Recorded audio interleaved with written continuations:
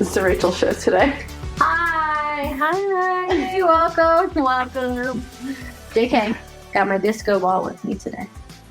Here she is. Hi, she's here. I don't know why I felt the need to get books today. I have mine over there too, but that's just an empty book, a journal.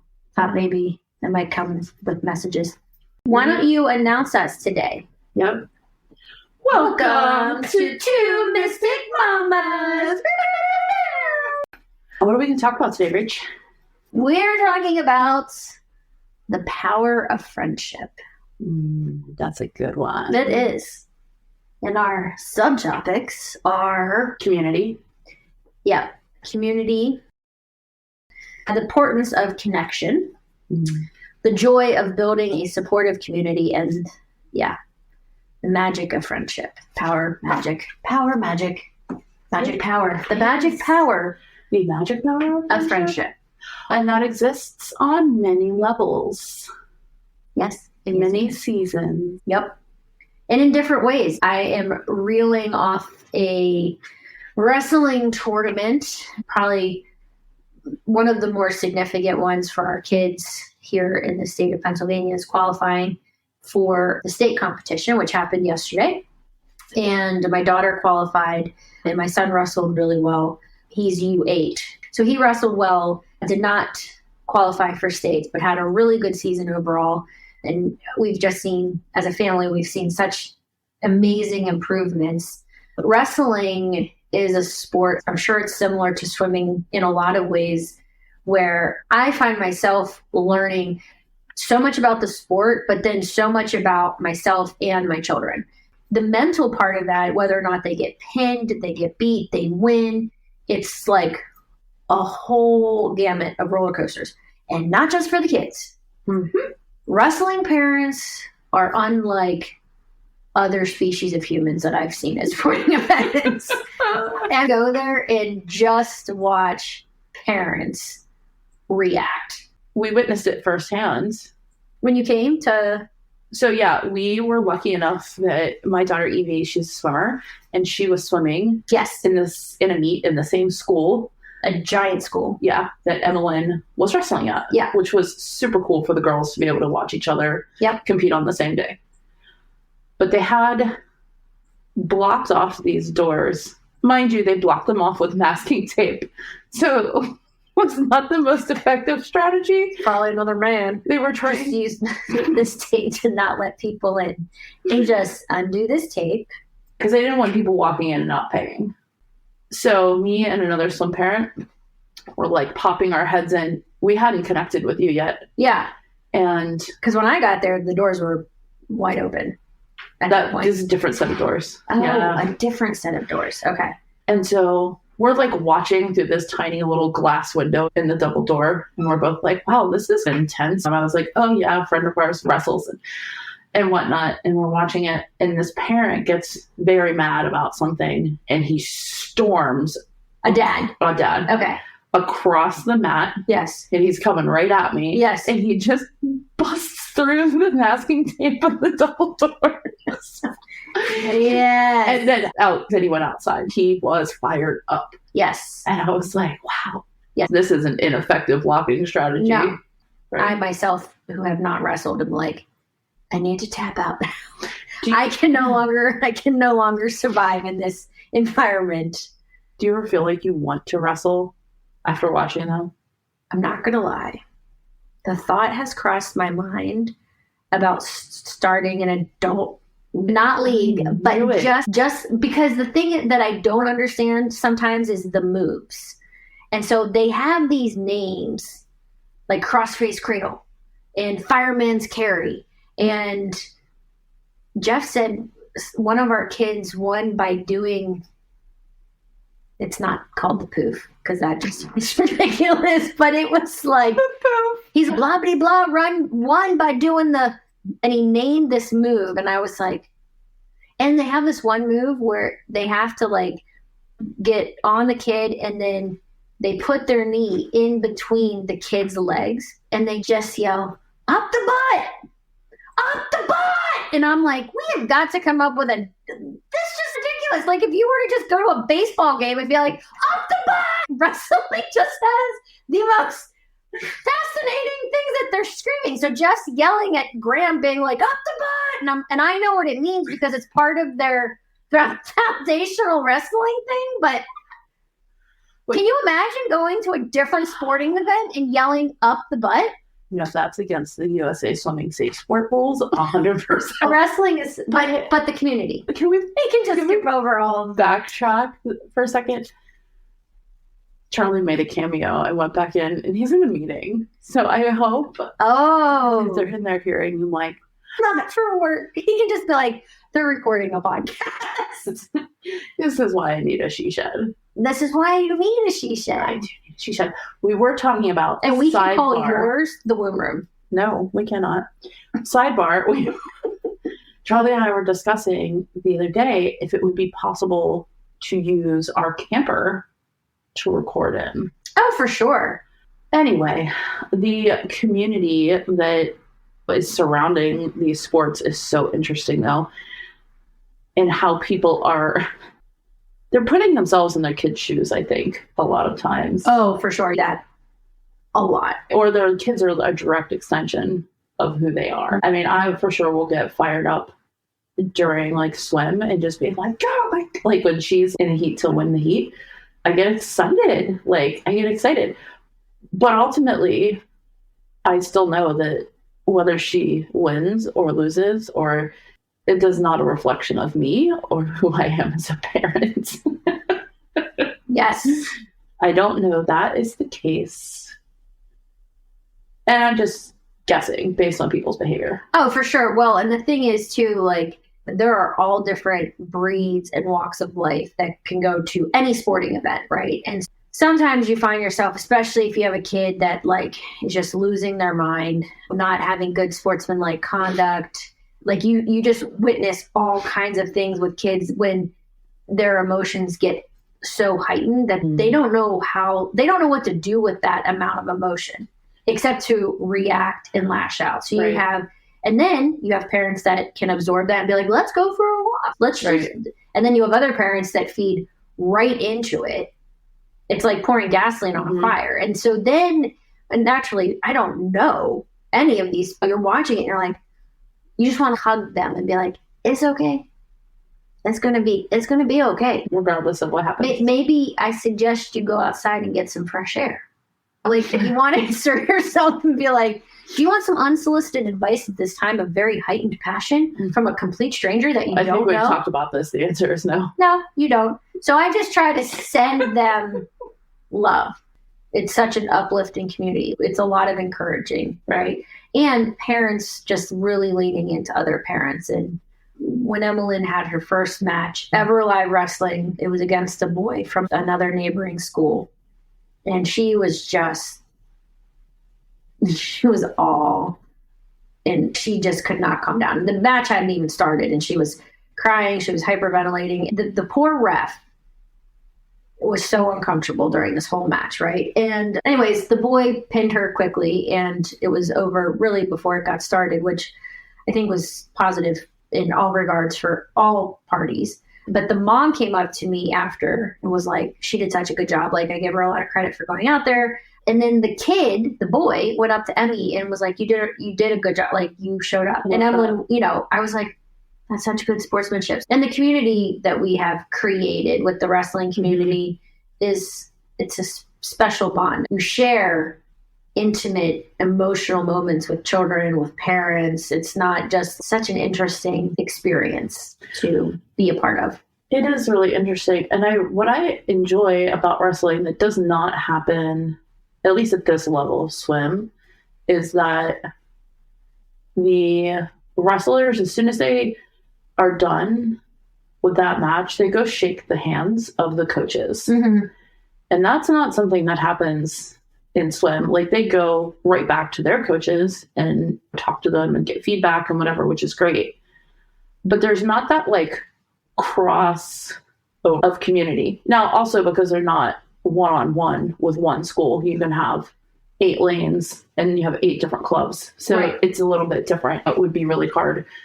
I do wish that there was a little bit more of that in the sport. Yeah. And they I also don't know have how to you would shake incorporate it. the other wrestlers' hands, which again Right. is challenging for some children to do.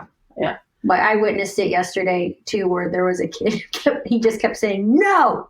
So this is the little boy. I think he was younger than Graham. No, kept telling the ref no, and the ref was like, just kept on do this. Match isn't over until you shake hands.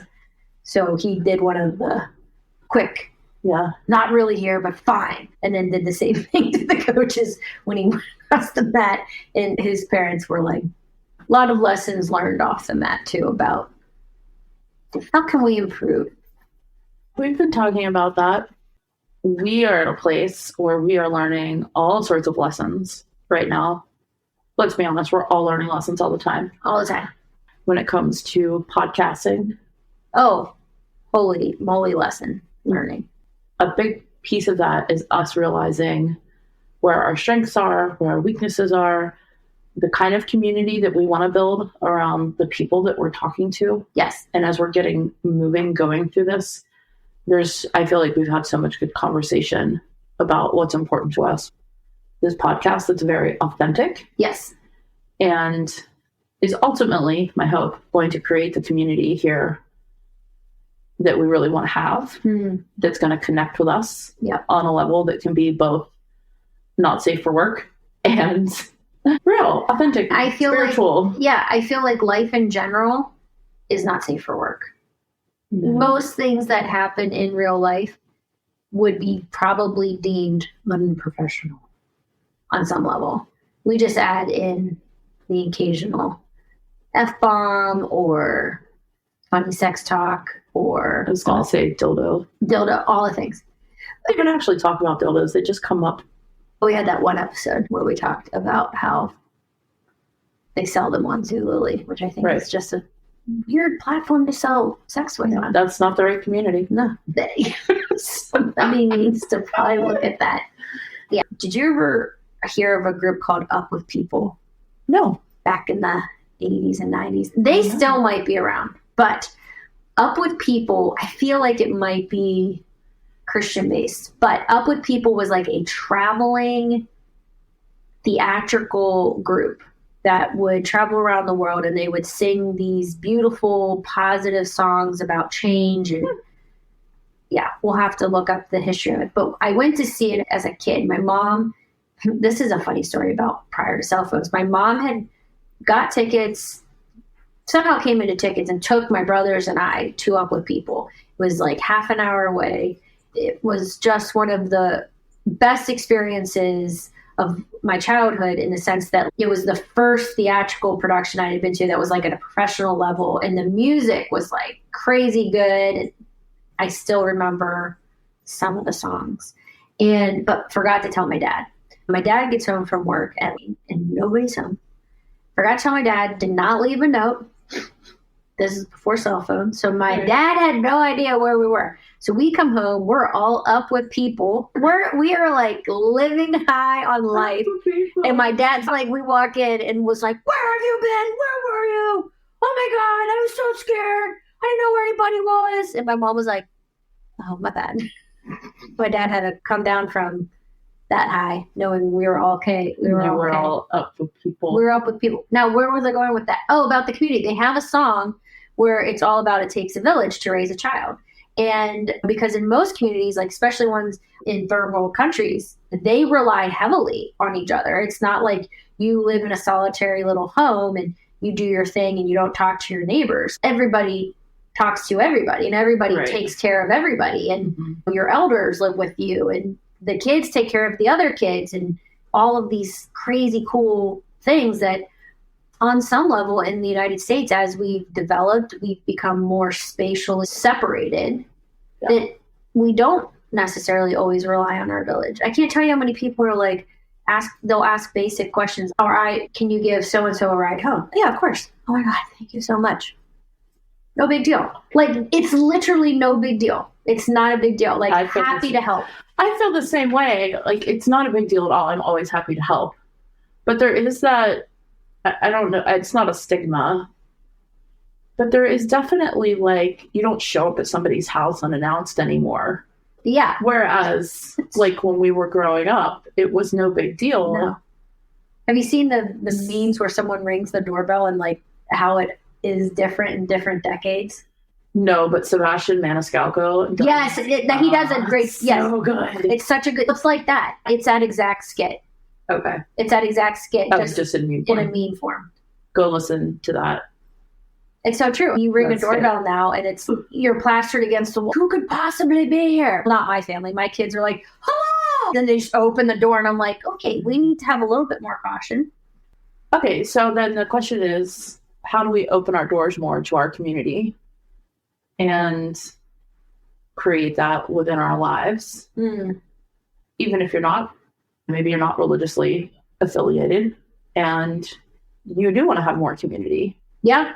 I think that particular question, defers a lot of people from getting involved in their communities, because there are these, like, rigid lines, right? But if you create the space for what you want to cultivate, then naturally that's what you will attract, right? Right. And again, we've talked about this on other podcast episodes, but the curiosity aspect of things, right? There is never going to not be rift or drama or strife or disagreement within communities. That only happens in communities where they go to some remote island and then end up drinking the Kool-Aid and they all die, right? You have to be able to incorporate different views, different points of views, different religions, different cultures, different backgrounds, because that's what brings us together as a human race. But I think, to your point, there are religious groups that it's that we love you, but you're good, but, and then they draw that line. And sometimes it's like, why do we have to put up a wall? Why can't we, like, I love you, we have different opinions, but I still think you're a great person and we're part of the same community. Same thing happens in the sports world, though. Oh, it does. We love you, right? You're a part of our club, you're a part of our family, whatnot, but you're not the same as us. And you do see that happen. Yeah. So for me specifically, I've been trying to open my door more to one-on-one, like, lunch dates with people that are in my circle. Yeah. Instead of, hey, we're going to go get coffee, which is great, or we're going to go do this. I've been trying to cultivate more community of coming into my home because there was this huge shield during COVID. Yeah. Stay out. This is my space. Yeah. Right. This is my safe space. My safe space. And it was for all of us, right? Our homes were our safe space because in the beginning of that, nobody knew what the heck was going on. So for we me, were celebrating Charles's birthday at Dave and Buster's. We were, like, the day before the world shut down. And I remember even that day, we were like, oh my God, is this happening? Are they going to are we going to not get, and we were all like, we're going. I was pregnant with Isla, and I was like, we had just gotten back from Disney March 1st. Yeah, we were like, let's go, let's get together. And then afterwards, we were like, and we were fine. No. But yeah, there's the sports. I love that idea. I think anytime you welcome someone into your home, that is an act of love. Yeah. No matter if your home looks like a disaster. Right. Smells good. And I like to cook for people. Yeah, I do too, for sure. So I think the message for today is just thinking and how we can go forward in our week and cultivate more of a sense of community and less of a sense of division. Regardless of what team you play for, what religion you believe in. Yeah. And also, if anybody wants to stop our husbands from starting their own podcasts, which they probably now will name Up Butt. Do you remember the game? The card game Asshole? Oh my God. The drinking card game? I used to be where very good at. You were president 3 times in a row, you can make a roll. My role, Jeff hates playing because it doesn't, if any game includes making a rule, I think you can make rules in Kings too. Anyways, my rule is you have to finish your sentence with up my butt. Now that I'm saying it, apparently I probably put that out into the universe to have it be the name of that wrestling move. But it is hilarious. And it's funny for 5 minutes, and then it's just annoying about my butt. And I think going back to community too, I think that naturally it changes as you change, as you grow, as your kids change, as they grow. We are more involved in the community than we have been. I will say, transparently speaking, I'm not one of those women that goes out seeking specifically community. Like, I don't volunteer at my kids' schools. I support the PTA, love what they do, but I don't find joy in that at all. Yeah.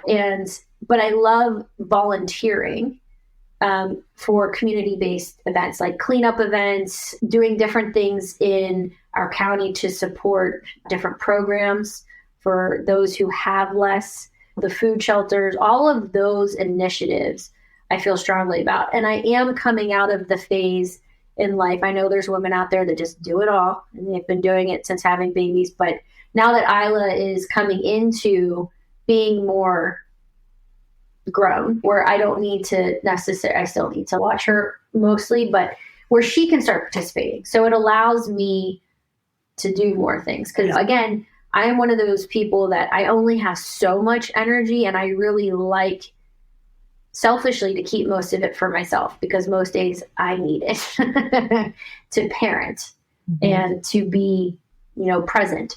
But I think just having a servant heart, giving, is a great place to do that. Sports communities, I really think, though, in some regards, also different sports cultivate different communities. And there are definitely some communities within where I live that sports related that have cultivated communities that I don't want to participate in. And not because of people specifically, but the energy that they cultivate, where it's just, you need to do this. You have to do all of this. You have to be all in all the time. And if you're not, then you can't move forward. And thankfully, Graham decided he wants to participate in a different sport this coming season. We'll see how that goes. Yeah. Every sport is different.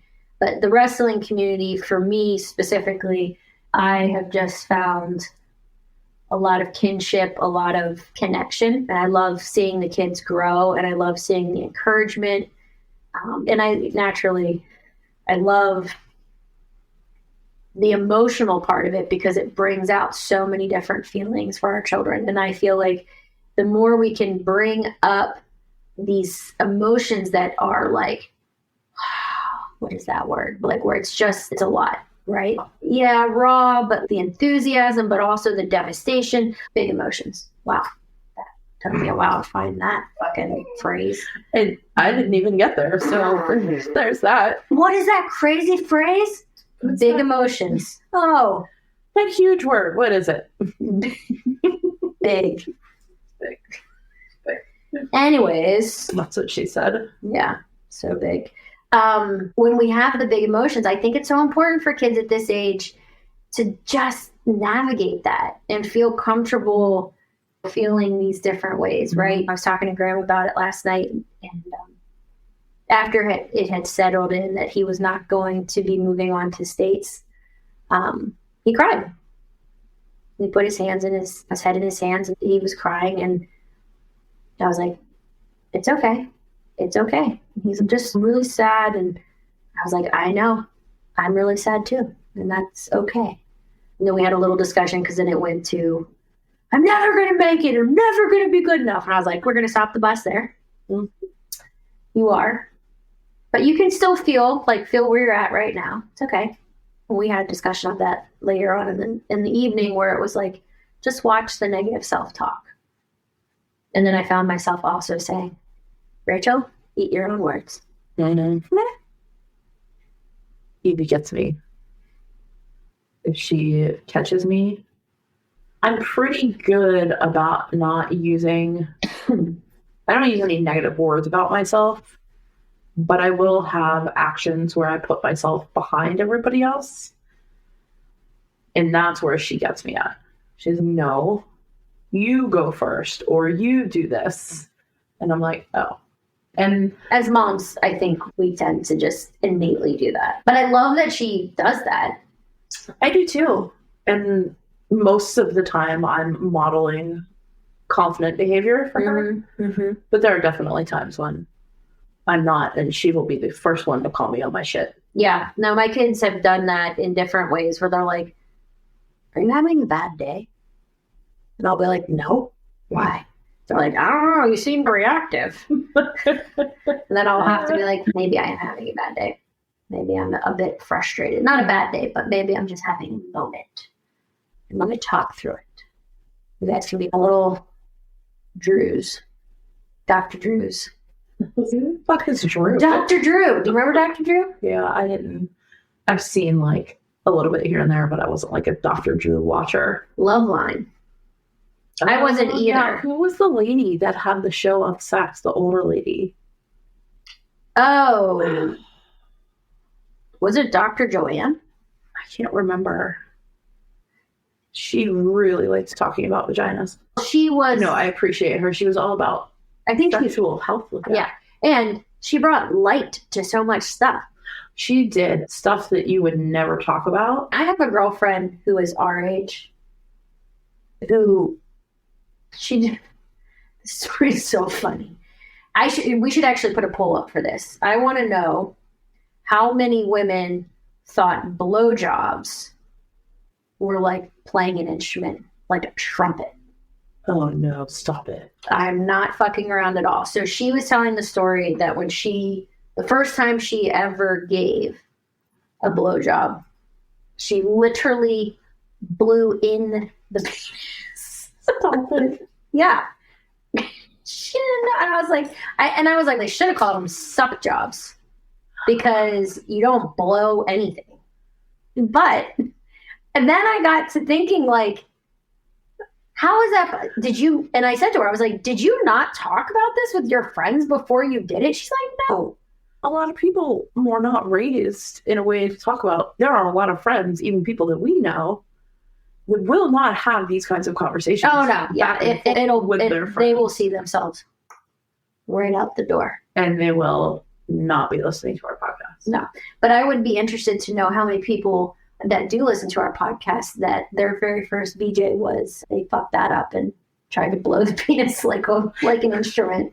Because I was like, what? It was very painful, and I was like, the whole. I guess for her because I mean, I would think it would be painful for him because I'd probably both parties. To be fair, like it's like blowing a balloon that's not blowing up. You're just like you get that pain in the back of your jaw.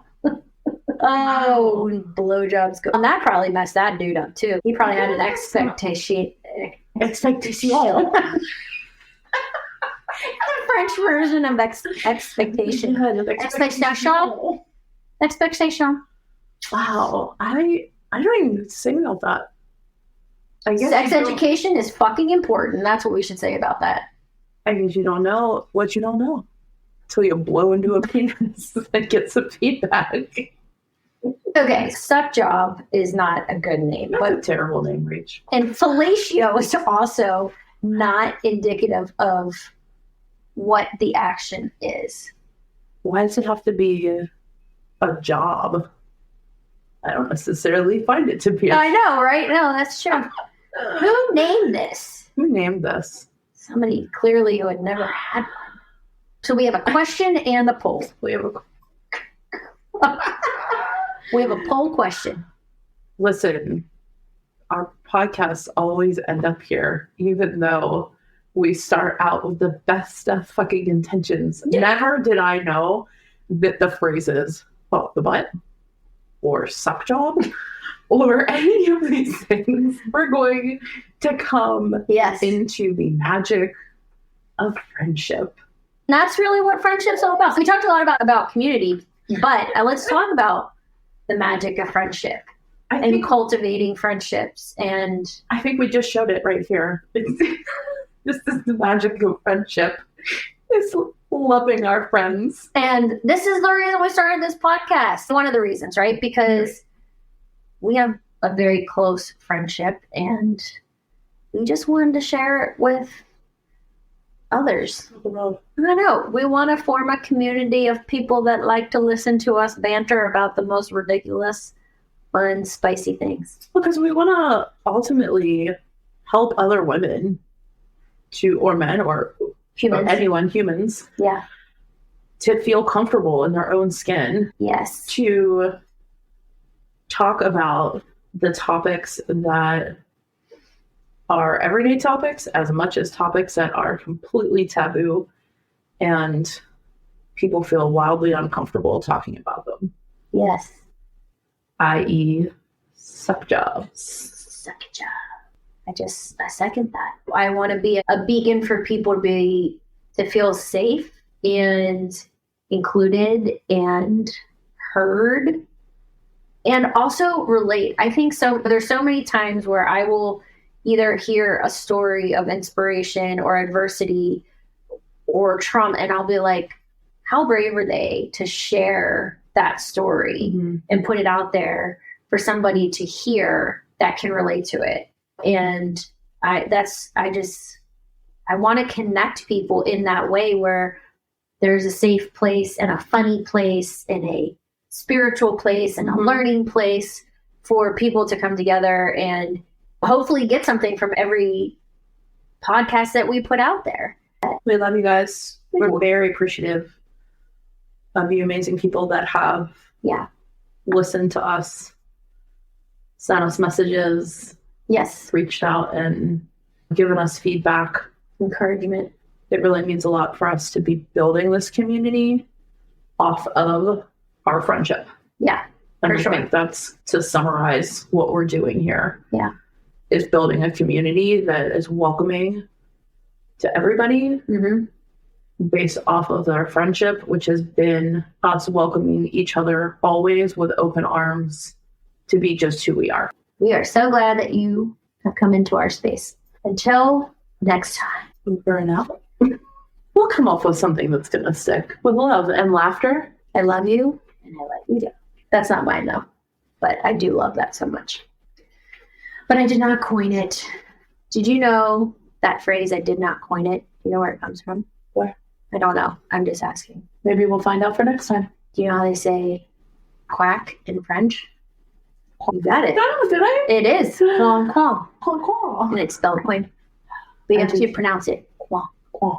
Quack. I did take French. Another French foreign exchange student living with me for a summer. Ooh.